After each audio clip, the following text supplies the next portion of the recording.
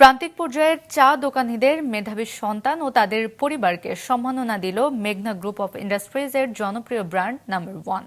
সকালে রাজধানীর গুলশানে লেকশোর হোটেলে এসএসসি ও সমমান পরীক্ষায় জিপিএ 5 পাওয়া 62 মেধাবীকে দেওয়া হয় নাম্বার 1 বাবার কৃতি সন্তান সংবর্ধনা 2025।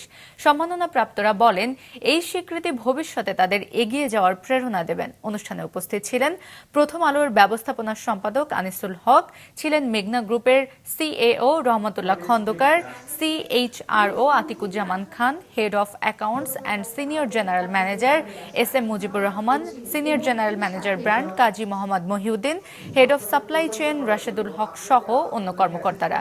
অনুষ্ঠানের শেষ পর্যায়ে মেধাবী শিক্ষার্থী ও তাদের পরিবারের হাতে তুলে দেওয়া হয় মেডেল, ক্রেস্ট, এককালীন শিক্ষাবৃত্তি, সার্টিফিকেট সহ নানা উপহার সামগ্রী। লেখাপড়া হচ্ছে পরশমণি।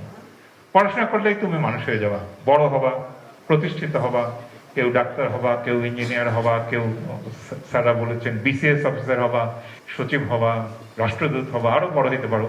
বাংলাদেশের প্রেসিডেন্টও তোমরা হতে পারো, বাংলাদেশের প্রধানমন্ত্রী তোমরা হতে পারো, কোনো অসুবিধা নেই। তো দুনিয়াটা খুলে যায়।